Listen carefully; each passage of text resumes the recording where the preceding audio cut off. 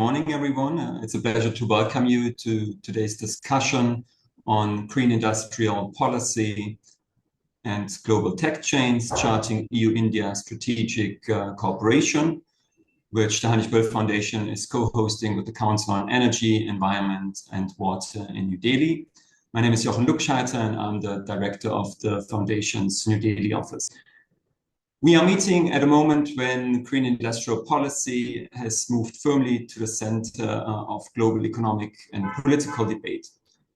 What was once more seen as a technocratic discussion is now being deeply linked with questions of competitiveness, resilience, and geopolitical stability. As countries invest in the industries that will define a low-carbon economy, whether in renewable energy, batteries, green hydrogen, or the circular economy, the way industrial ecosystems are built and connected has become a strategic concern. This is, of course, unfolding in a highly uncertain global context. The war involving Iran and developments across the region are a stark reminder of how quickly geopolitical tensions can disrupt energy systems and critical trade routes. The volatility we are seeing in the oil and gas markets once again exposes the fragility of fossil fuel dependence. Rather than weakening the case for the transition, I believe the current developments once again reinforce it. Energy security depends on accelerating the green energy transition and reducing our reliance on volatile oil and gas markets. Pursuing the green transition, however, raises difficult questions around replacing one dependency with another, as China, of course, continues to play a dominant role in areas such as solar modules, batteries, or rare earth processing. We're therefore witnessing a deeper structural shift in how technology and global manufacturing chains are being viewed and discussed. Efficiency alone is no longer the sole guiding principles. Instead, governments have begun to factor in resilience, diversification, and strategic autonomy. In this evolving landscape, the partnership between Europe and India takes on renewed significance. The announcement earlier this year of a free trade agreement signaled an important commitment to deepen collaboration. But beyond trade, I believe the opportunity also lies in shaping a shared approach to green industrial transformation. Both India and the EU are pursuing ambitious climate and economic goals. Both are investing in clean technologies and industrial capacity. Both are navigating similar tensions between openness and protection, between competitiveness and sustainability, and between domestic priorities and global integration. Yet their policy approaches differ also in important ways. The European Union has advanced a framework centered around regulation, carbon pricing, and support for industrial decarbonisation. India, by contrast, has placed greater emphasis on domestic manufacturing, targeted incentives, and green industrial growth as part of a broader development strategy. With the strategic logic for green industrialization and deeper cooperation being clear, the pathways of how to get here are maybe much less so. So understanding what successful green industrialization looks like, what it requires, and how cooperation between countries and regions can create useful complementarities rather than contradictions is central to today's discussion. In this context, I also would like to acknowledge our collaboration with the Council on Energy, Environment and Water on a research study on boosting India's manufacturing capacity in emerging green sectors. The report, which will be made available soon, has inspired today's discussion and provides an important evidence base for thinking through India's pathway towards building green value chains. Let me close by thanking all of our speakers and participants for joining us today. I also would like to thank the colleagues at CEEW for putting this event together, as well as the colleagues in the Foundation from the Transformation Cluster who have also assisted in making this event happen. I'm confident that the discussion will offer valuable insights into pathways towards green industrialization and how EU-India cooperation can navigate this complex but promising terrain. With that, I hand over to the moderator of today's session. That's Gunjan from CEEW. Over to you, Gunjan. Thanks, Jochen. Hi, everybody. Good afternoon, morning, evening, from wherever you're joining. Thank you for taking the time to be with us for this promising conversation. I'm just as excited as you are to hear what our panelists have to share. I am Gunjan Jhunjhunwala, and I work on inclusive business transitions, and in particular, how do we really catalyze ecosystems that allow green businesses to seed and scale. I work at the Council on Energy, Environment, and Water, and I'll take maybe 30 seconds to introduce the CEEW. We're one of India's premier climate change think tank and increasingly an action tank, and based out of New Delhi. CEEW works with multiple ministries at the center and 16 subnational or state governments, and has played a critical role in drafting defining policies for India's energy transition and climate adaptation measures. At CEEW, we've been arguing that green opportunities are not just in the energy transition space, but also in circular economy, in manufacturing and scaling of bio-based products, and in building nature-based solutions. It is with this framing of green that we anchor our conversation today. So for our discussion, I'm joined by our panelists who are experts in green industrial policy research. Baptiste Albertone. Baptiste is the policy lead of the Frontiers of Industrial Policy program at the Oxford University's Technology and Industrialization for Development, that's TIDE Center. He works at the intersection of economic development, technological change, and sustainability, with a particular focus on the design of green industrial policy strategies and geoeconomics of the green transition. He holds a PhD from the University of Cambridge. Welcome, Baptiste. Laith Whitwham. Laith is a senior policy advisor at E3G, working on global industrial transition and diplomacy. His work focuses on advancing ambitious political commitments on industrial decarbonization at national and international levels, with an emphasis on delivering equitable outcomes for workers, communities, and the economy.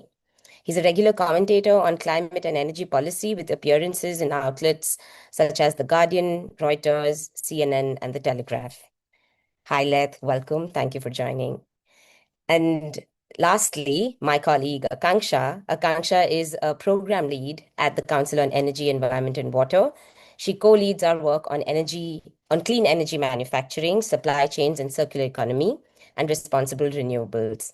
She's an interdisciplinary researcher and holds a doctorate in human and environmental studies from Kyoto University, Japan, and a master's in chemistry from IIT Hyderabad. So thank you, Akanksha, for joining as well. I'll just take a second to talk you through the session flow. We have about an hour and a half that started at 2, so we're 10 minutes into the conversation. We'll try not to rush the conversation, but would prefer to keep the panel discussion to about 30 to 40 minutes, with a bit of a fresh format after, where the panelists get to ask each other one question before we kick in the Q&A.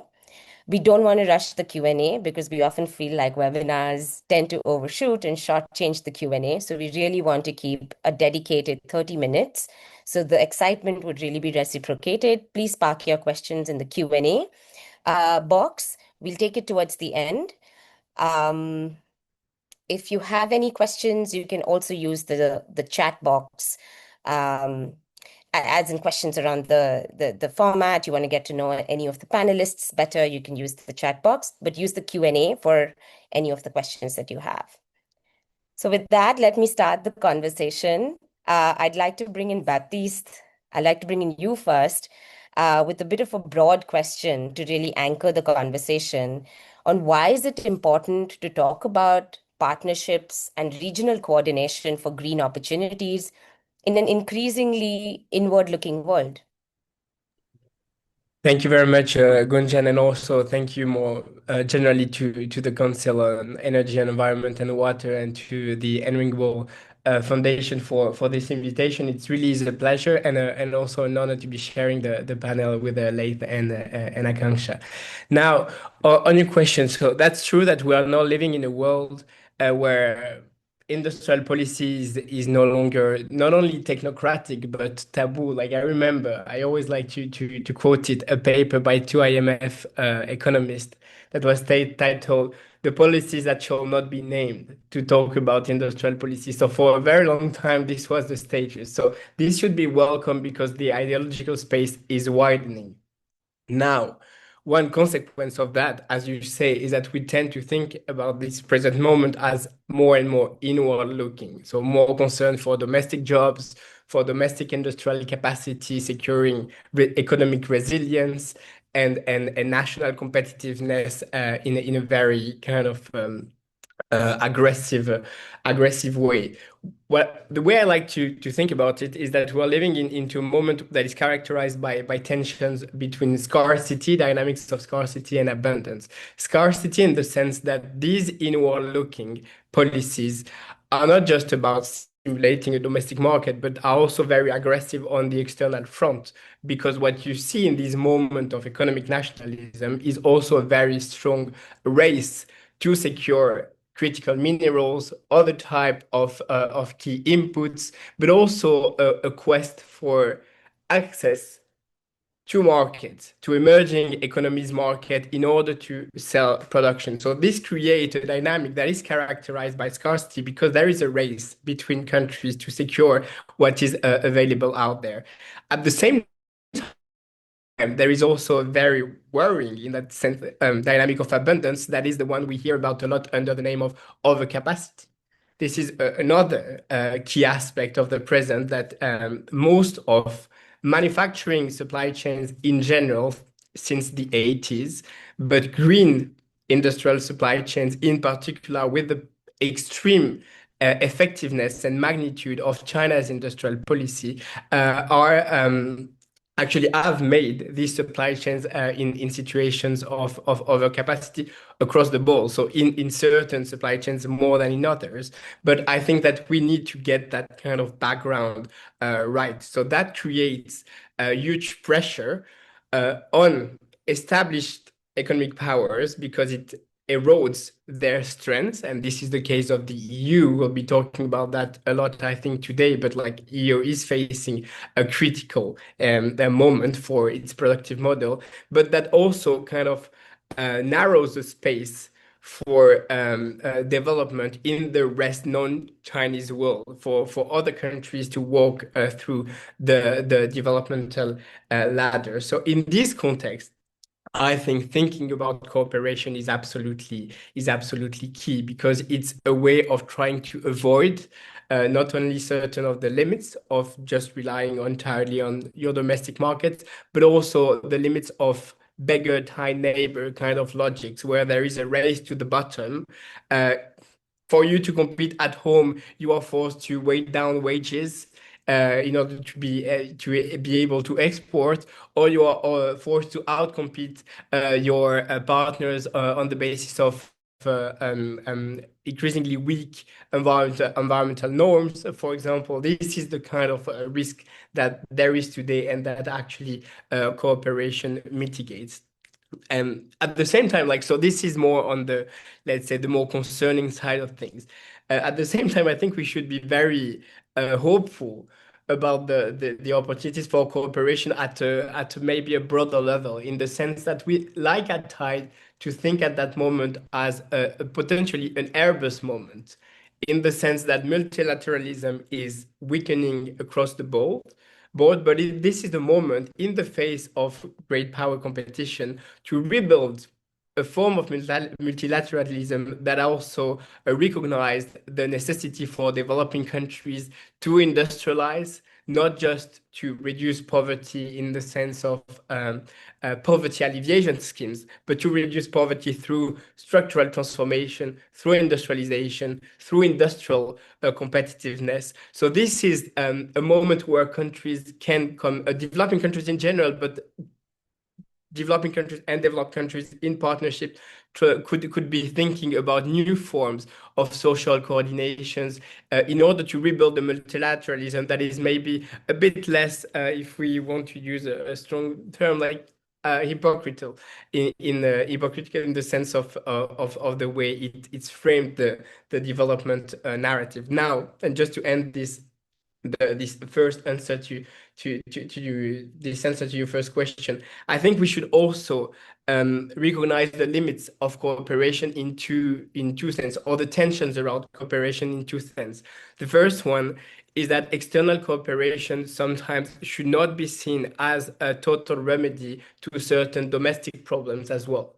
So it's not only about like finding new trade routes. If you don't, for example, interrogate your internal model and some of the space you could have to grow or to expand your industrial capacity on the basis of redistribution. At Tide, we like, and we will have some work coming out on that, we like also to think about social policy as industrial policy. So this is very important. There is a famous book called Trade Wars Are Class Wars.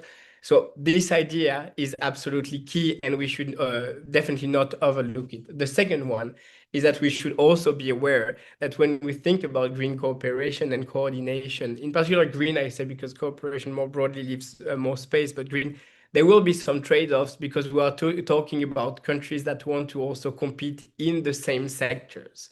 So this, I think, we need to acknowledge these trade-offs, and we need to do exactly what you are doing at CEEW and what has been mentioned, to broaden their understanding of what it means to be coordinating and cooperating in green sector. It's not only about solar panels, wind turbines, EVs, but it should also be about, as you say, like biotechs, biodiversity inspired innovation. It should be about circular economy, recycling, etc. So not only decarbonization, but also dematerialization, and kind of like, yeah, expand that idea of green.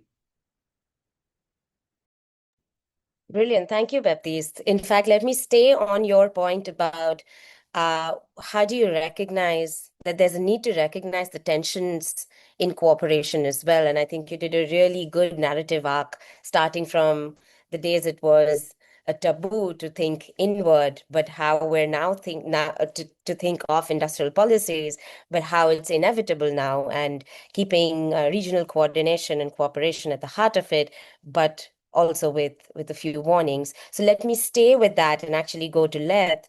And Laith, if you want to build on that to say, what are some of the non-negotiables in ensuring that such partnerships are not just formed, but they also deliver results? So if you want to share, what are some of these essential parameters?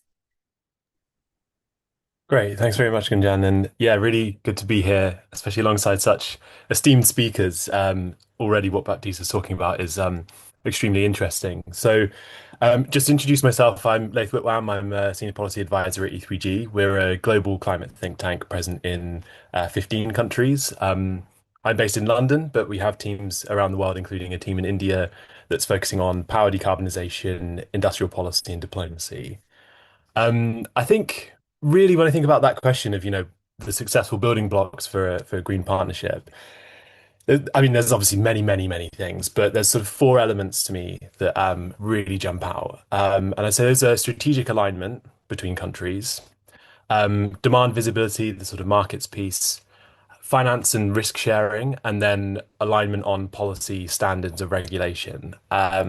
Not necessarily in any particular order, but I'll try to talk about each of these through a bit of an example. So, looking at the idea of a green iron trade partnership, something that's nice and novel and on a lot of people's minds that I'm sure are on this call as well. So, for those of you that are less familiar, the idea of a green iron trade partnership is that you would produce low emissions iron in a country where you can process iron ore with cheap hydrogen made from cheap renewable electricity, and that country also has iron ore and land availability, and it can then export that to a steel making country that lacks one or perhaps all of those things.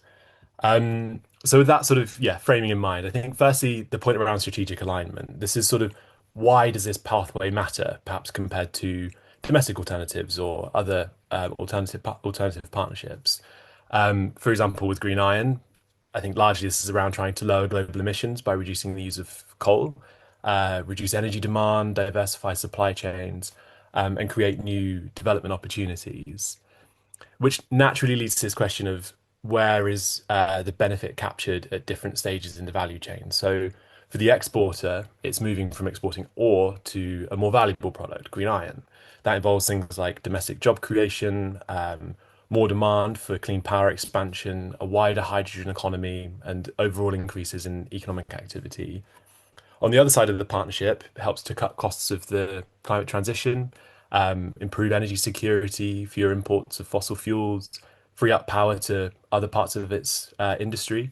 Kind of links back a little bit to what Baptiste was saying in terms of how you think about a trade partnership, but what does it mean elsewhere in your economy? What's changing outside of that immediate partnership? And then also hopefully provides an avenue for improved competitiveness. So I think this strategic alignment at the beginning is essentially, yeah, the simple question of why you're engaging, but it has to be something that's really explicit. I think it's also really crucial that those benefits are localized in each country. So countries shouldn't just be treated as export platforms. Credible partnership would include technology cooperation, perhaps joint ventures, skills and domestic value creation. And then on the policy side, things like standards cooperation, which I'll talk about a little bit more. And it's not just diplomatic signaling, it's about trying to create the strategic alignment that underpins whether projects become investable at all. The second part is around, demand visibility. So to move projects through the pipeline, I think there needs to, quite obvious, I guess, be a market for those products. And I think partnerships provide a platform for government to initiate policies such as green public procurement, perhaps to sign offtake agreements, MOUs, or stronger policy signals like mandates for certain sectors. And that could be on either side. I don't think the aim is that governments act as primary off-takers, but ultimately stimulate demand where needed so that the much larger sort of market signal can follow. And in the context of EU-India green industrial partnerships, essentially the logic is that if Indian firms can see future demand for low carbon steel, cement, hydrogen derivatives, batteries, grid equipment, whatever it might be, they have a reason to invest in the supply side. The third component then is on the finance and risk sharing. And again, it feels like an obvious one when we say it out loud. Nothing moves without the capital, right? But I wanted to be sort of clear about the fact that a lot of these things are interdependent. So capital might not come if there's not a market. The market might not develop if the capital's not there.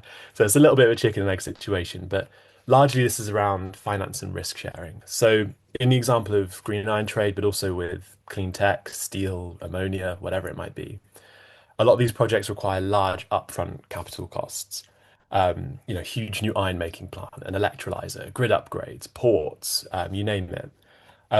Public finance can provide some first loss capital to de-risk those projects, or different instruments can help to accelerate infrastructural build out or lower capital costs to make projects more viable. But I think a really solid partnership isn't just about individual project viability. It's about trying to provide system-wide change, or the ability for private investors to come in and access sort of portfolio-wide investments. So looking across sectors where you can really move much more significant sums of private capital. And to me, I think both sides have a clear interest here. So again, going back to the green iron trade example, why should a green iron importer be investing in, let's say grid infrastructure in the exporter country? Well, we know that it won't be able to access that material if the country can't produce it. There's a sort of very direct interest that it has, a stake in building out that infrastructure beyond their borders.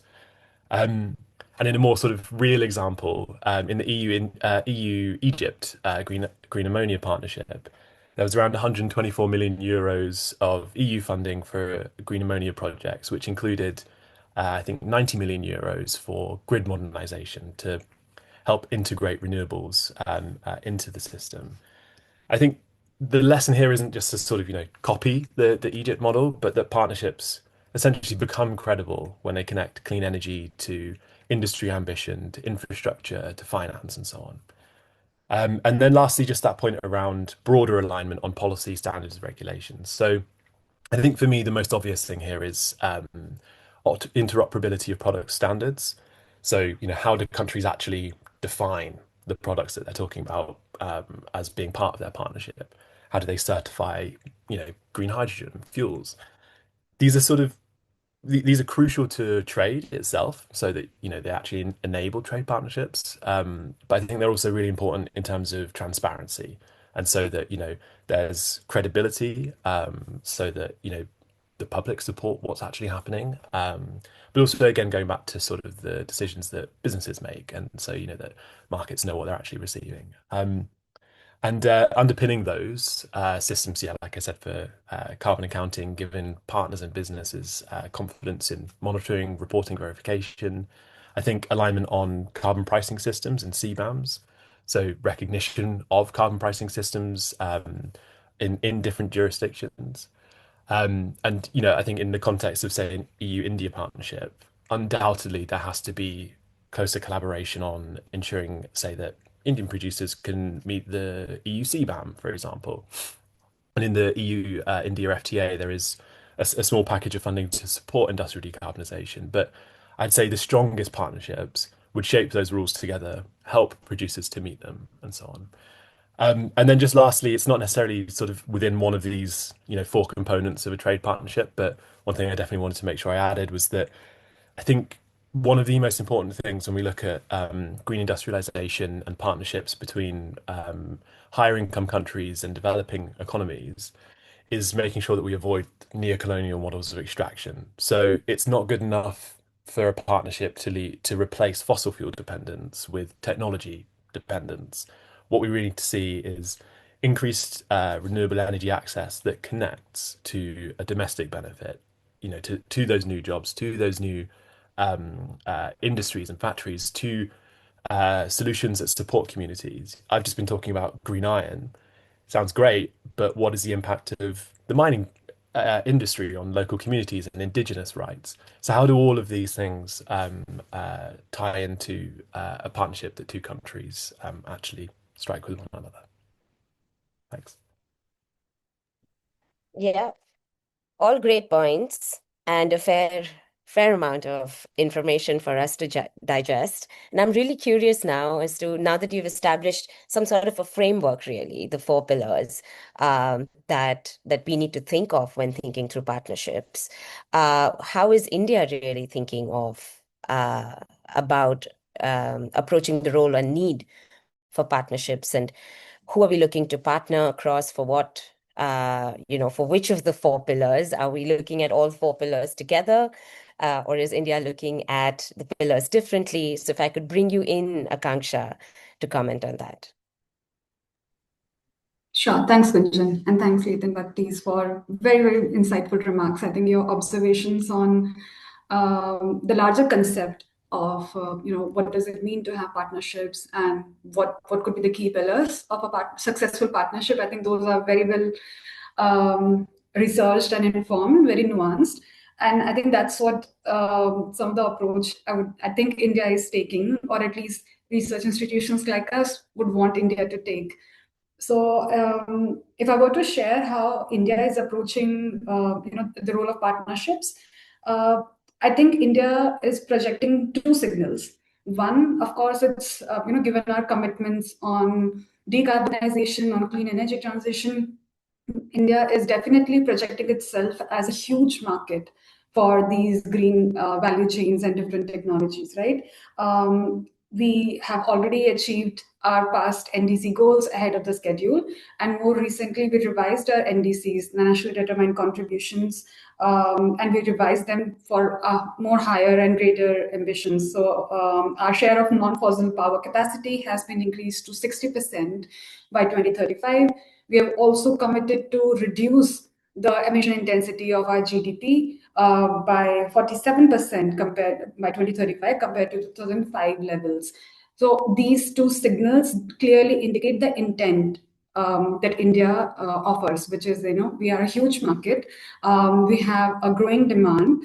But because we are also focusing on, let's say, decarbonizing our GDP, which means that we also are projecting ourselves as a more reliable partner for global value chains to be diversified. I think that's a huge a very important point to make, that it's not really just looking at export partners, but a reliable partner in order to diversify these global value chains, which are anyways very constrained, right? I think I'm just avoiding myself to repeat some of the facts that we are all aware of, that how concentrated, let's say, green value chains in energy sector are, the solar value chain, the battery value chains, and even going up right up to the minerals. So in that, I think globally everyone is looking out for more reliable partners, and that's what India signals. But it's also that when we come down to very specifics of what sort of what we are looking for in partnerships, it's of course that there are. It's not like a uniform approach also into these different green value chains. So we have talked about these three broad categories. We talk about energy transition value chains, circular economy value chains, bioeconomy value chains. I think across all of these, we have different expertise, different resource base, different skilled manpower, and also the maturity of where industries and Indian companies are in these sectors is also very different. So naturally, when it comes to forging a partnership with a like-minded country, will have to be very sectoral specific, and it has to really balance of what India can offer to the partner as well as what it derives from this partnership. So for instance, the green energy value chains, right? There are a few sectors like solar modules where India is already a net exporter. We recently reached 172 gigawatts of solar module manufacturing capacity, and that's huge because our deployment demand, how much gigawatts are we deploying is much less than that. We are ranging somewhere between 30 to 50 gigawatts annually, which means that there is a huge surplus capacity that we are having now, which can be offshore to another markets. And of course, the Indian companies are also trying to improve the quality of the products, offering more reliable services so that the partners that they are exporting to, they are getting access to a quality product. So there are these sectors where, like solar modules, where we have at an advantage already. Similarly, in the critical minerals value chain also, we recently, last year actually, we released a report on assessing India's critical mineral processing capabilities. And we found that there are about 7 critical minerals, including copper, silicon, tin, graphite, and so forth, where India already has commercial processing capabilities. Which again means that, again, projecting itself as a reliable partner to supply some of these processed minerals. Of course, the second layer of nuance, and that's where, it comes, the dimension of what do we look out for in partnerships, is that we need a lot of technological and collaborations. So when I go back to the solar example, even the whole value chain, if you look at, we are really at the tail end of the value chain, where we are making a huge, like a net exporter of solar modules. But when you go backwards into the value chain, where a lot of value addition offers, like solar cell, for example, I think our capabilities are still emerging. We had about 30 gigawatts of solar cell manufacturing capacity, but there is also a clear policy pipeline which deepens it further. From solar cell to polysilicon wafers to polysilicon ingot production and so forth. But the opportunity then, when we look out for partners, is that how can we build that part of the value chain with more advanced and high, more efficient technologies. So for example, in solar, again, you have, TOPCon, HJT, and now tandem cells. And Europe and could be a good partner in that sense, which allows Indian companies to also not just deepen the value chain, but deepen for a tech that's more advanced and more efficient. Similarly, for critical mineral example that I was giving, right? We have these commercial processing capabilities for 7 critical minerals, but of course we can we are still operating at a smaller scale, and maybe the purity grades of the material that we are processing, right, it's not meeting to a particular sector's demand. So again, there is an opportunity to enter into tech collaborations, which allows us to make more efficient technology at in a timely manner. Otherwise, the technology evolution curve in many of these green sectors is also very fast. And that ties me into the second aspect or the second layer of technology collaboration, which is focusing a lot on joint R&D for many of these technology areas across sectors. So like China, for example, they are riding this global, or they are having this global dominance in many of the sectors that we are discussing, because they spent a lot of time and patience in building their R&D capabilities. And I think right now, while many countries who are trying to compete with them or survive in a world of their oversupply are trying to manage two things. A, how do we meet demands for here and now, which is how do we build our domestic capabilities to meet our current demand. But also second, we are on track to catch up with them, or at least create our own niche in new and efficient technologies. And that's where R&D collaborations like research and co-development collaborations become very important, that we are identifying these new emerging areas or parts of the value chain where we would want to innovate more and build technologies together. And I think in that, again, I would want to iterate one very important point, which is often when we talk about R&D collaborations, I think we are looking at the output of the supply, like output, a technology output, to put simply. Let's say it could be a battery cell, it could be a processed mineral, it could be a wind turbine, or maybe let's say offshore wind components and so forth.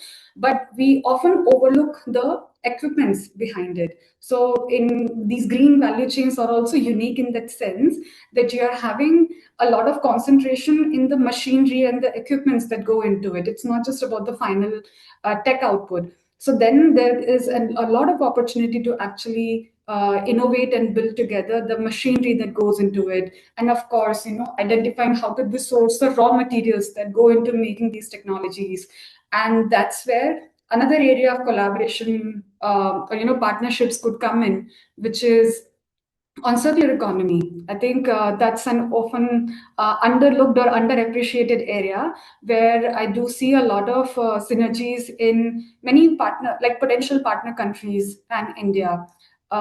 India, again, as a growing population, we do have a lot of our own waste across technologies like solid waste, electronic waste. We are a highly digital economy. So definitely the penetration of many of these tech is huge. And there is also an incoming waste surge from many green technologies. Our own estimates suggest that for solar panels, for example, India could see about 600 kilotons of waste within this decade. Now, again, we all understand, I think, and Europe is a great example there because they are leading the discussions on how the circular economy policies and regulations could be designed. So I think there are, again, partnership opportunities for India, to build, to build this circular economy locally in a way that it meets certain standards, so that the investments that are going into this sector reap benefits. Our recyclers or the refined products that the recyclers are making are actually finding a market globally. So that's again another opportunity that I would think India has. I mean, it looks out for when it looks at partnerships. And I think these were just the points where I thought these could be the starting points which we can build on as we go into the discussion further. Thanks, Akanksha. So a fair few opportunities for India, and why is it really interested in looking at cooperation and coordination? It's R&D, tech, mineral availability, offshore, it's excessive production, equipment, manufacturing of the machinery, and so on. So if we could say switch gear and make it really, now that we've established the need for partnerships, the different styles and formats of partnership, and what is India looking for in partners, over the next 15-20 minutes, if we could just anchor the conversation on, therefore, what needs to be done, what's working, what's not working. So if I could come to you, Baptiste, in terms of, we've heard Akanksha on how is India thinking and approaching partnerships. Where do you think the EU fits in here with its own industrial ambitions, how it is structured at the moment, and how does any of this influence its approach to partnerships around green opportunities? Yeah, thank you, Gunjan, and I think that Laith will be also able to complement on that. But again, maybe like I will be the context guy for this first part of the discussion, but contextualizing a bit where the EU stand.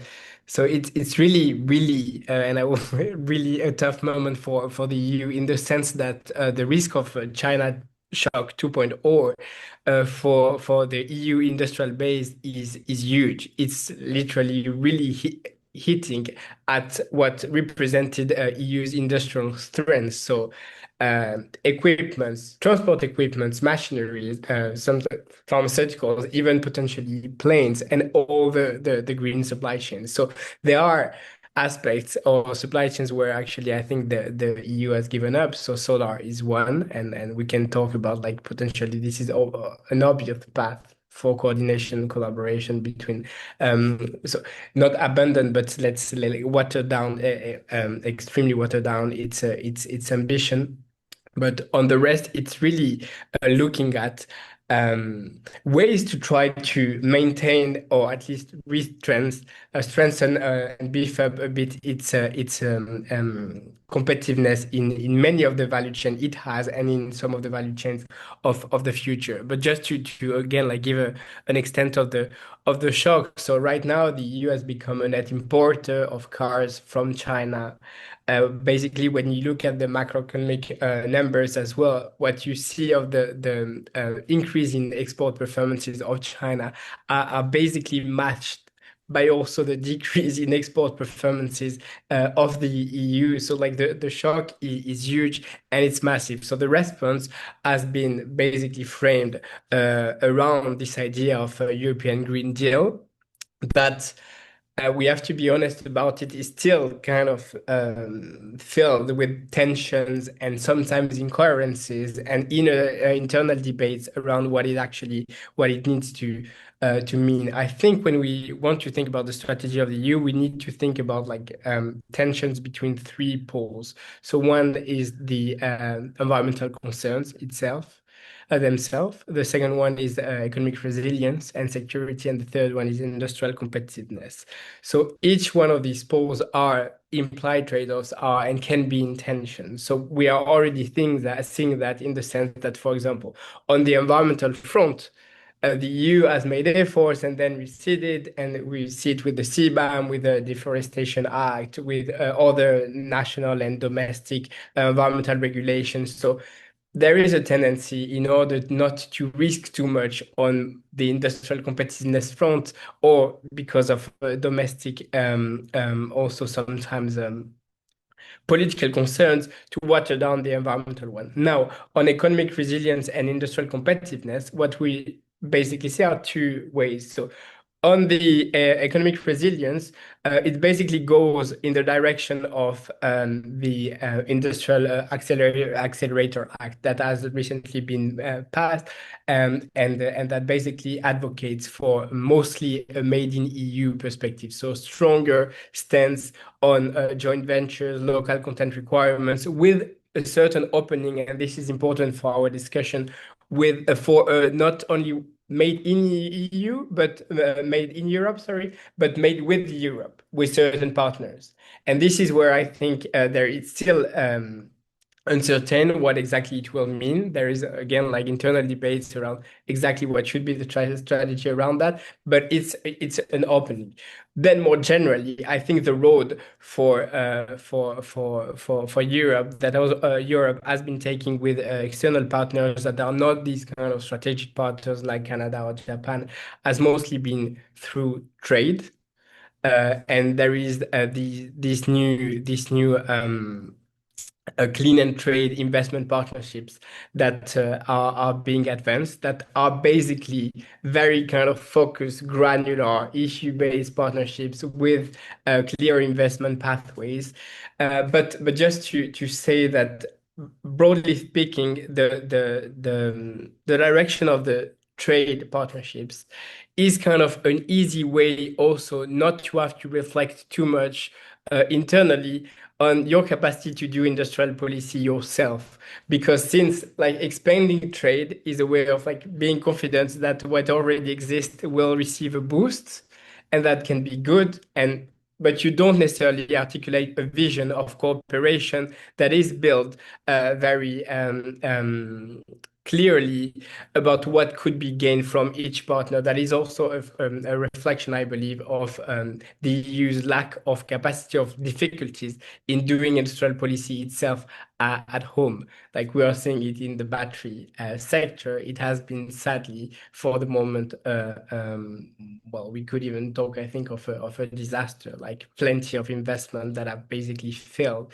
to make the EU a competent and capable competitor in the battery supply chain. So I think that the partnerships will have for the EU to be able to secure both these economic resilience and industrial competitiveness objective through its partnership. It will have to go through also like to be a response also to an internal effort to be more coherent about what you really want from your own industrial what you want to build as an industrial vision. But yeah, just in closing on that remark, that yeah, I believe that partnerships will have to reflect, and this has already been mentioned by Akanksha and actually Laith, will have to reflect very concrete supply chains and a recognition of potential complementarities. I mentioned too, so I think solar is an obvious one, and critical minerals is a second potential obvious pathway. For the rest, I think it will be much more tricky, not impossible at all, but much more again like a discussion of trade-offs and tension to find exact ways to distribute value across India, EU value chains without having just partnerships being an export support program for EU producers to access India's domestic market or reverse. But yeah, thanks. Brilliant. I really liked the framing of moving from made in EU to made with EU.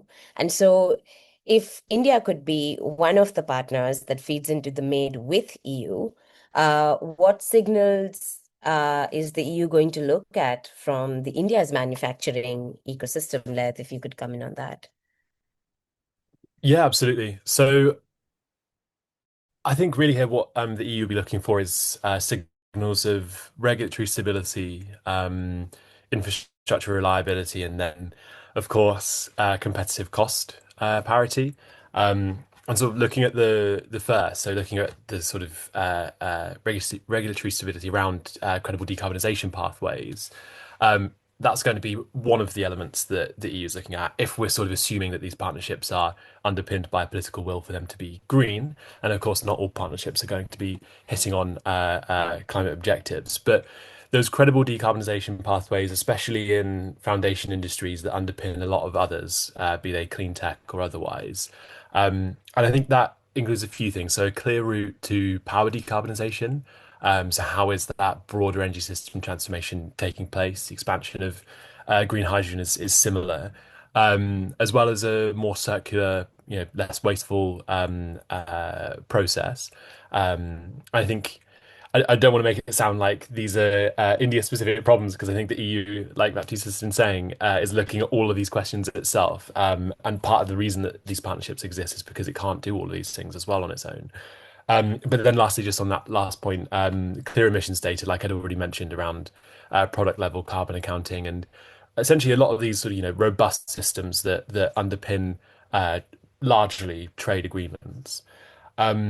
I think one of the main policies that we're seeing as important within this context we're talking about today is the EU CBAM. So as Europe implements its CBAM, it's going to be looking for a signal from Indian manufacturers that they are shifting towards green energy and transparent carbon accounting, but that it can remain competitive. And of course, we're already starting to see some of that shift in India with the CCTS, which could very much likely perform a similar function to the EU ETS model to push energy intensive industries towards cleaner tech.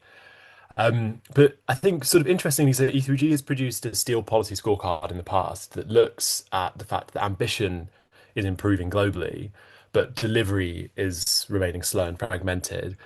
So projects are stalling, demand side policy and infrastructure are remaining fairly weak and, are coming slowly. So I think one of the main things is that Europe will value signals from India that move beyond targets to bankable projects. They want to see that those projects are coming off the ground, that those policies are in place, and so on. I mentioned earlier the point around demand and how that plays a role in stimulating some of these green partnerships. But I think Europe will also be more confident if India is also building home markets for, say, green steel, EVs, batteries, clean technologies. And I think that's also crucial to the sort of equity point that I mentioned in my opening remarks, and that this isn't just about export, but what are those mutual benefits to domestic ecosystems and other sectors. To me, I think one of the key policies that could be key is where public procurement goes. So sort of on that demand point. I know that this was progressing in certain sectors in India and has recently faced some setbacks, but where the government puts its own weight behind shifting domestic industries will be, I think, a really clear signal, not just to the EU, but in fact to the rest of the world. If we started to see green public procurement move forward in India, I think that would be an incredibly useful signal to the rest of the world to be moving on that journey as well. There are other things such as standards and incentives and procurement mandates, but that's a sort of particularly strong public sector signal, I suppose. Again, sort of repeating myself a little bit, but the willingness to develop some of those policies with the EU as well, and obviously that has to go two ways. So willingness to co-develop standards or systems around traceability and embedded emissions, and so on and so forth. But like Baptiste said, I think for India, a lot of this is around how it positions itself vis-a-vis made with Europe. So we know that the EU, as a sort of domestic, as much as you can call the bloc domestic, a priority is its own resilience. What is happening at home, domestic manufacturing, and so on. But a big part of that will be made with Europe, and so co-manufacturing. So not offshoring from the EU to India, but how does co-manufacturing actually take place, almost as an extension of global capacity? And that's those joint ventures, how shared supply chains come into the mix, and how European and Indian firms are embedded in both jurisdictions. So how does that strengthen the EU industrial base? And then also there is that point of specifically what can be delivered that Europe cannot scale domestically. And I think that is perhaps, in many ways, perhaps that's the easiest thing to answer. But yeah, so I think it's the project stability, the bankability of projects, the viability of these things, and that certainty that they're moving through from commitment to implementation. And then just to bring that background to EU and India partnerships a bit more concretely, it's not just about trade access, but whether these two large economies can build a model of, I suppose, green industrialization that is more cooperative than the US-China subsidy race. Provide an alternative model than countries simply working with one of these gigantic powers or with blunt upfront capital, and more development oriented as well than just a carbon border regime alone. So I think, yeah, I mean, I can end it there. I think ultimately the proof is in the delivery, and the success of EU-India collaboration would be on whether it does lead to those investable projects, cleaner production, resilient supply chains, and tangible economic benefits for both sides. Absolutely. And because we've established throughout this conversation that these are going to be two-way signals, I'd like to actually hear from Akanksha in terms of how is India responding to any of these signals that the EU is putting out, and what are some of its own signals in what it's seeking from partnerships? And if you want to anchor it in a few examples where, or instances where, say, technology and what's the signal India's looking for? Is it receiving it, not receiving it? So we could get into maybe one or two specifics just to explain what's the equation like. Sure. Thanks, Gunjan. Yeah, so if I were to structure how India is giving signals or about its own ambitions, I think I'll use the same framework I used in my last answer, which was on three things. One, what sort of institutional and governance systems we are setting locally in India that kind of signal the intent and the ambition. Second, how are we delivering on those institutional signals through demand side measures, and then how's the supply side equation looking like? So if I were to focus just on institutional anchors, right? I touched upon NDCs, right? The nationally determined contributions, which definitely signal that the intent of the government, right? So of course, the emission reduction targets, the additional non-fossil capacity target. We also have this near-term 500 gigawatt of non-fossil capacity by 2030 as a floating target for right now. So these are again specific to the energy sector, but when you broaden the scope to include, let's say, minerals, we have National Critical Mineral Mission, which again sets the tone that by providing a dedicated financial outlay for exploration, for processing, even up till like end of the value chain of these critical minerals into the recycling. Similarly, we are having this concept called Additional List of Models and Manufacturers, ALMM. And this is again an institutional mechanism to kind of build local domestic capabilities. Now, I'll come to the to the interpretation of this as a protectionism measure versus like a tech co-development measure. So, but those are, let's say, the institutional mechanisms that India has set out, which just demonstrate the intent of ours on these sectors. Now, on the demand side, of course, we are putting mandates to have local content requirement, like the domestic content requirements have been introduced into solar modules again, which kind of mandate that a certain value add into the final product has to be met locally. And this is again similar trend that we are seeing in many countries, where in order to create that local capability, we have to have these demand centers logged in. On the supply side, then, for example, we are having instruments like PLI, like production linked incentive schemes, which have been introduced across sectors. So it started off with PLI for solar cells and modules, and then it went on to for advanced cell chemistries in batteries, electrolyzers, and so forth. And of course, PLI in non-energy sectors, like PLI for electronics, for example, has shown very successful results very recently, where India emerged as a exporter to many of the electronic components globally. So that also kind of shifted what is our share in global value chain. So of course, these instruments have kind of helped Indian companies to build their local capabilities and be more active part of the global value chains.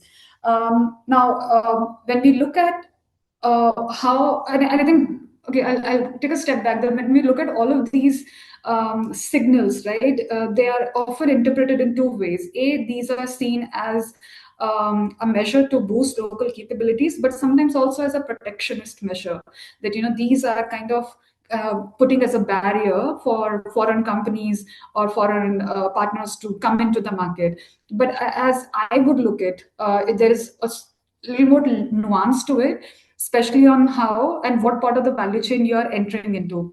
So, for example, when we look at these local content requirements, right, the targets today are huge, in the sense like the requirements about like 40%, 60% of the value add has to come from local country, like locally within the country. That's very difficult for any Indian manufacturer to meet today, because we don't have those capabilities yet. But how can we deliver on that is again through tech collaboration, through co-manufacturing, let's say what Laith, you were mentioning. And that's where partnerships right now will become very useful. That how are you kind of building those partnerships that you're able to benefit both countries, like Indian manufacturers entering into such co-manufacturing or tech co-development could be meeting their, let's say, local content requirement mandates or domestic value addition markets mandates, as well as yielding benefits to the partner countries also. And I think the more closely we study some of these requirements, the better we would be able to identify these opportunities to collaborate. I think if you look at, and I don't think we have figured it out. What would, let's say, co-manufacturing would look like? What would co-development of a tech would look like? Because the moment we go deeper into some of these instruments, new challenges appear. For example, how would the tech ownership look like? What kind of capabilities you are building in, let's say, a tech supplier versus a tech receiver? And this goes back to some of the opening points Baptiste, you and Laith were mentioning about the social equity also in some of these partnerships. So I think it's just to close my comments on this. I think India is giving signals, but we all of the countries, right, who are entering into or planning to enter into partnerships have to really break down and be very specific into what this particular instrument look like, and then surface some of these tension up in front and see how they can best negotiate or best overcome them. Otherwise, we'll kind of be very surface on some of these partnerships, and we'll struggle to see the results or the outcomes that we intended at the first place to enter into partnerships. Yeah, thanks, Akanksha. I'm brimming with so many more questions on the do existing cooperative platforms allow for any of this, but I don't want to over-index on moderator rights, and I'd like to spend just 10 minutes and open it up to the three panelists. They've been super generous with their time to give you the opportunity to maybe gain something from a fellow panelist. So over to the three of you, if you have a question that you'd like to ask either of the other two.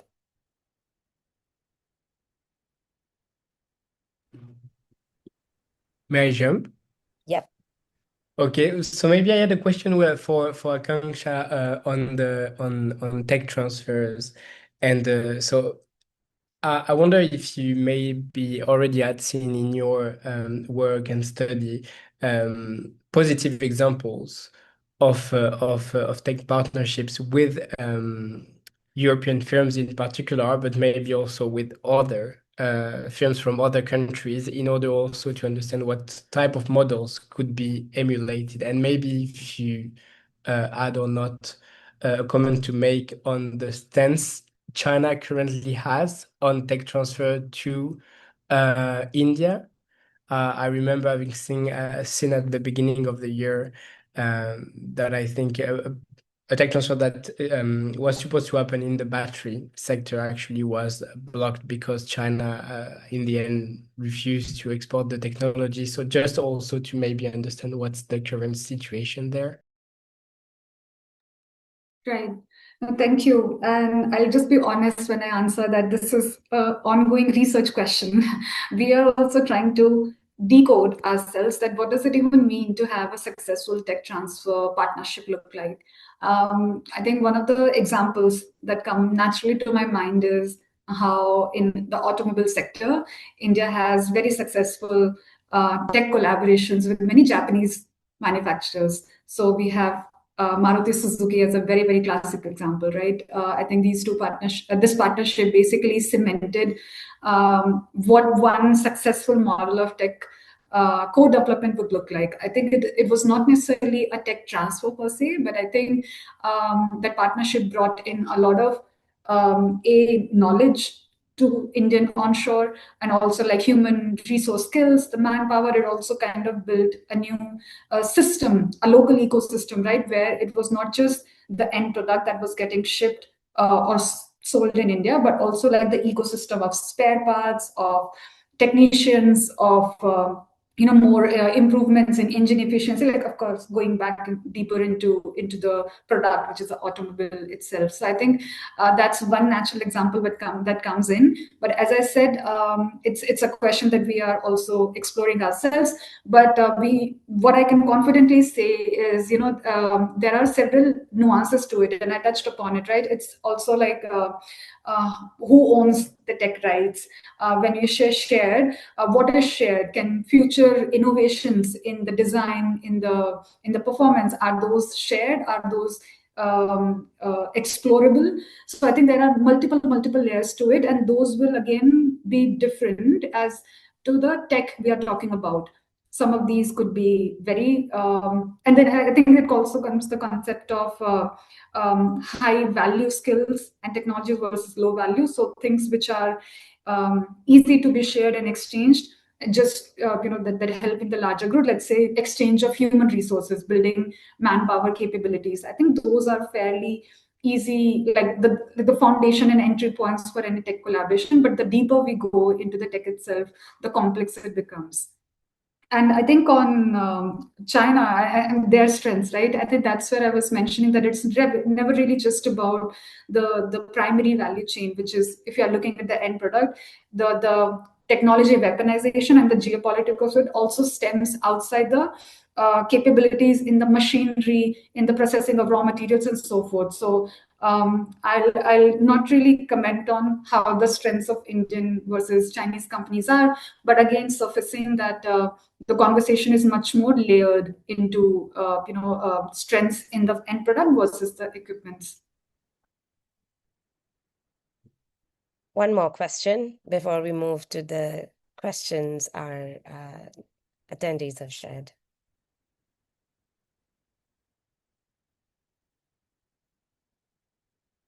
None? Okay. I'm happy to. Oh, sorry, Akanksha, you can go if you like. I'm happy. I had a question for Baptiste, which was mostly around how, I guess it's quite a general question, and maybe a difficult one, so sorry, but about how partnerships that might be between two countries or a small group of countries could be used to stimulate progress at a broader international level. So not so much that it feeds from, bilateral agreement into the multilateral system, but, is there a role for, organizations like ourselves on this call to be thinking about how we talk about these partnerships at that broader, global basis? Yeah, thank you, Laith, for that question. I think that so on one front, it definitely is part of more, like, I would argue, the ideological and ideas shift around what is possible to be building. So again, like for a very long time, the idea of the multilateral system was, when thinking about development, to think about more poverty alleviation, and when thinking about integration or economic integration, it was only about free trade and trade integration itself. So without looking actually about at the question of industrial partnerships, you mentioned co-manufacturing, tech transfers. All these questions have been actually voiced by developing countries forever. So that we need to put that on the agenda, and why is it not happening? So I think that both the EU has a role in taking that lead, in showing that other kinds of partnerships are possible. And I think that India, on the other hand, is potentially a perfect partner because it has industrial and technological capacities that could answer and respond to some of the EU's most pressing needs. So I think it could be a very kind of the demonstration effect of what could be another kind of collaboration, much more co-benefit inspired in a way, and aligned partnership between India and the EU could on that front be huge. Apart from the fact that down the line, if the integration is really deepening and the models align, it could create also demand for other partners to join in this huge partnership, because we are talking about potential partnerships between two huge players, two huge markets, two very powerful markets in this end. So it could, but here we are doing more fiction than anything, but it could represent the creation of a new pole that could attract its satellites as well around it. So I think this is more on the material side of things. But I do believe that at the moment, the most substantial benefit is to showing the path for a new type of collaboration model that respects both countries' industrial ambitions and competitiveness concerns, but that nonetheless try to go deep into what could be done. I really like you mentioned Akanksha, the idea of to negotiate. I really like the idea of a negotiated division of labor. To come back to the Airbus example, this is basically what happened in the Airbus case. Countries all wanted to retain what was seen as the best bit of the value chain at home. And to be honest, it still is a very difficult thing to achieve in the EU right now. We are thinking like discussions around defense, planes and stuff that are actually stalled because of the difficulty in like negotiating that division of labor. Still, I believe this idea of like thinking about partnerships, of way of collaborations that take seriously that negotiating process around the division of labor is absolutely essential. So I don't know, Laith, is if I answered your question fully or even adequately, but yeah, these are some of the points I wanted to make. Brilliant. So I think it's interestingly a great segue to the first question that I wanted to bring out from the Q&A box. And it's really open to any of the three of you. It's not directed to any of you, but it's a good question, and that it's by Neelab Singh. And the question is, in any of these trade conversations that you're now seeing, do you think climate is really the driver, or is it very secondary? It's by default, or, it's a good to have, or is it really driving the conversations? We may not be saying climate, but we could be doing having climate progressive conversations. If that's the case, so where are you seeing climate really come in? As the primary driver, as secondary driver, as a backup driver? I can come in to get us started.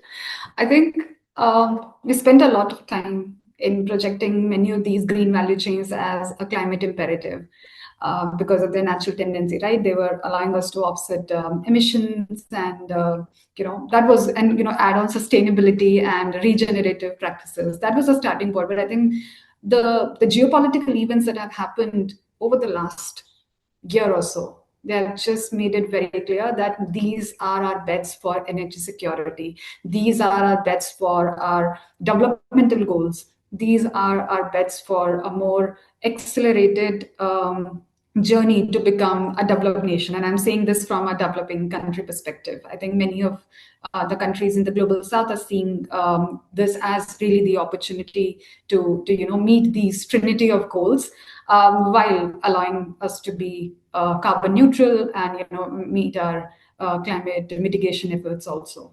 Yeah, just to get us started, but happy to hear a European point of view also. Yeah, I'm happy to come in here. Yeah, so I think if you ask me this question on a different day, I can have an optimistic answer and a pessimistic answer. But trying to sort of put my rigorous academic hat on, I'd say that climate is partly a driver, but is sadly not the primary driver at the moment, and especially when we're looking at big trade partnerships and large sort of diplomatic discussions between countries at a governmental level. I think there is a sort of tier of initiatives that are driving progress and collaboration between countries that is very climate focused. For example, you have the climate club, sorry, that are doing a lot of work to mobilize policy alignment in key areas that will have an impact on other economies if they don't come to the table on climate-based policy making, right? And you even see that with China. So there's a big group of countries in the climate club that are making joint decisions around things like standards, and that is an export market that is becoming increasingly important to China. And so if it wants to be if it wants to have the same kind of access to that market, it needs to engage on, essentially green standards, which is very sort of, climate based. But I would say, yeah, sadly, the the more pessimistic part of me is that, the main drivers are largely around competitiveness, sometimes at an absolute domestic level, security and resilience, and then I guess sort of industrial strategy more broadly. In Europe, there's a lot of focus on how to secure supply chains. There's a lot, and that's how partnerships are sort of grounded. There's a lot of focus on I'd say industrial policy has moved somewhat from green industrial policy to defense industrial policy. So that's a key thing as well. It's unsurprising given the state of the world at the moment. Um, yes, I'd say the sort of the framing has shifted. However, the climate angle is still sort of critical to so much of that. So we know that circularity within borders especially is a great way of improving resource resilience. We know that renewable energy is a great way of securing energy security, and homegrown renewables is sort of one of the best ways that countries around the world can secure more resilient, self-sufficient supply chains that connect through to domestic opportunities. So it might not be that we're necessarily using climate as the sell, but it's definitely at the heart of a lot of this, in my opinion. Maybe I am optimistic today. But to just hold on to your point about competitiveness, there's another question that actually wants to complicate that term a little bit. And going back to one of the pointers that either you or Baptiste raised in the conversation, that if we are not looking cooperatively, where it's a race to the bottom, where we're then trying to lower wages to improve competitiveness and so on. So there's a good question by Lalit here that says, how is it, if you can give an instance or elaborate on the EU-India cooperation, and how can it be useful to really avoid that race to the bottom? Because if competitiveness is going to be front and center, then what are some of the mechanisms that can ensure that wages or social and environmental policies, etc., still are not compromised on? I'm happy to come in again on this if that's useful. So I think the Green Iron trade partnerships example is quite a good one here, in that it's a partnership not just based on where something can be produced more cheaply, which is I think where we've seen a lot of the dominance of China in different supply chains has emerged. It's largely around not only, of course, but in part a large part is due to labor costs. The, I guess, alternative model that you see from US dominance is sometimes absolute state power and subsidy and things like that. In the green iron example, I think it's a combination of resource strengths and other industrial strengths. So we're talking about, the idea of exporting material that's based on a country's ability to produce cheap, reliable power, and the fact that it has a resource strength, which is the presence of particular materials. In this instance, it's iron ore. I think that actually goes well beyond the idea of just shifting something based on a race to the bottom on labor costs. There is, of course, an implied overall saving in terms of the cost of transition if you have decided that the basis of your agreement is to reduce overall energy demand at a more global level. Again, kind of going back to the previous question on is climate at the heart of this, I would say climate is sort of at the heart of a green iron partnership as well as increased resilience. So I think in that regard, it's essentially about new economic opportunity in the exporting country. I'd actually say it almost flips this question on its head in that the hardest sell, in my view, of the green iron trade partnerships example is that it involves offshoring of jobs, say, from Europe to other countries like Brazil or South Africa or Australia, wherever it might be. And that's a really difficult political sell within the EU. How can you justify moving certain parts of the supply chain? And I'd say what needs to be really key, and this applies to other kinds of partnership, is that there is very obvious benefits down the line. So what is the broader benefit to industrial sectors in Europe if it's offshoring part of the industrial supply chain? How is it now able to produce cleaner materials for a new growing market? Which in a sense to me feels like more of a race to the top. God, I'm really feeling optimistic today. So I'd say, that's one side of things. In terms of ensuring that those that a race to the bottom doesn't occur, again, I think there's a really important role of government. So a partnership might end up being between two private sector organizations, companies, entities, but governments can play a role in making sure that that investment in plants, factories, infrastructure is only received if good quality, well-paying, perhaps even unionized jobs are part of those projects. And we saw this, even in the US under the Biden administration with their Inflation Reduction Act, one of the stipulations for receiving public finance was making sure that you provide good quality jobs. And so I think provisions like that are super important. They are difficult to win and they require coordinated advocacy, I think, from a range of different organizations that sit outside of government to make sure they happen, including community rights groups. But they are something we should absolutely be demanding from trade agreements, from different kinds of partnerships, so that they're not just about economic transfers or, supply chains only, but actually about really, really obvious, delimited, identifiable benefits to workers and the communities around them. Mm-hmm. Yeah, and I think, in a way, with your choice of looking at green iron, you've touched on Jenny's question. So I won't take that up. And another question that says, when we're looking at exporting green hydrogen, then the safeguards that one can put in for scarce water or contested land. So I think when you mentioned the role of government and the other measures, it becomes quite obvious.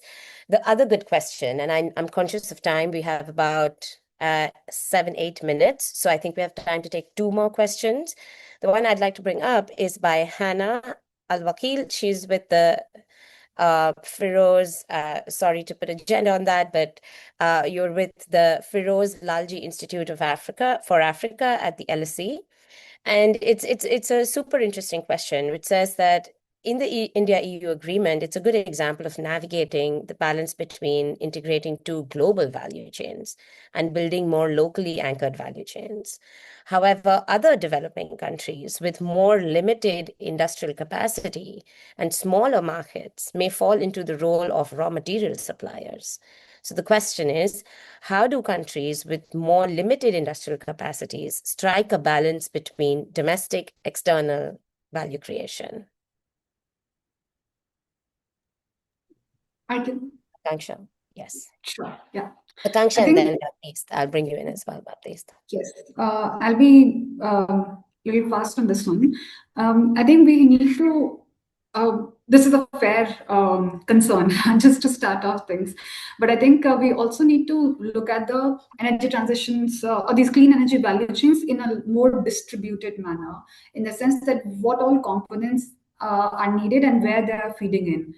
I think when typically when countries approach the value chains and forming an industrial policy around it, what they are looking for is really like, for example, in batteries, how do I get minerals? How do I process them? How do I make active material, cell and battery?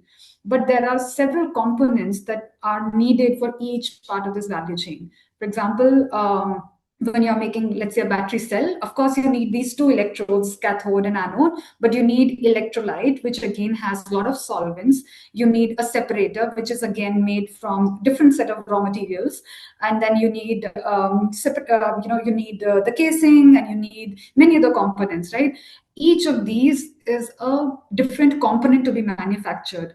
And, when you look more deeply into the manufacturing of these components, you'll be able to identify many complementarity in the existing industrial bases. We are doing a research on identifying what these existing industries existing industries are, which can be pivoted to make these green energy, like the green components or the green technology components. So, for example, we just discussed about batteries. The same if I take it to solar modules.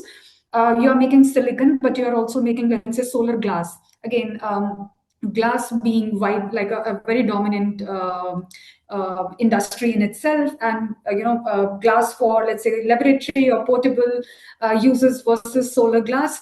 There is a difference in formulation, but the existing infrastructure, so to say, remains the same. So there's a lot of transferability in skills, which is there in existing industries bases and the clean tech value chains. So I think countries should actively introspect their existing industrial base, and they should be able to identify what these complementary industry lot of words, complementary industries should be, that could be actually nudged and helped to be pivoted to green energy sectors, and so that they can become part of the value chain.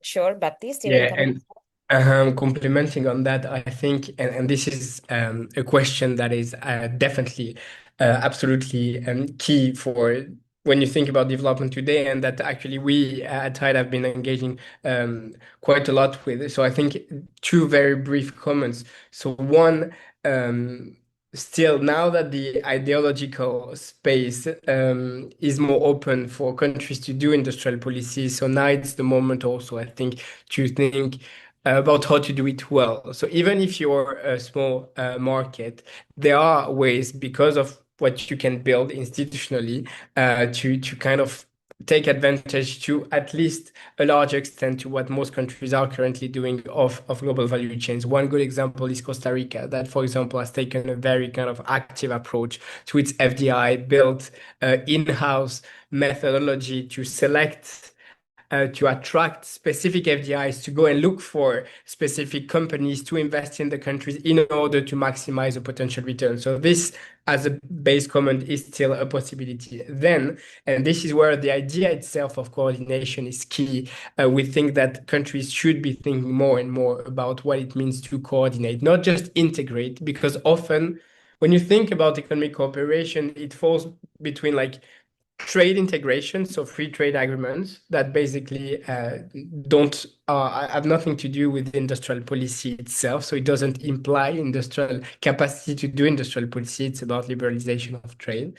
And the other one are very ambitious political projects that don't take into account the reality of the countries, the political cycles, and that tend to break very easily. Latin America is a special case on this front. But coordination is a much less ambitious, more flexible approach to economic cooperation that is about like finding alignment on specific topics. Here, one institutional model that we think is absolutely, it's very inspiring, is ASEAN coordinating councils model. So the idea of like, yeah, it's about we leave sovereignty and we preserve sovereignty of the partners. We try to align through negotiation, through finding mutual interest.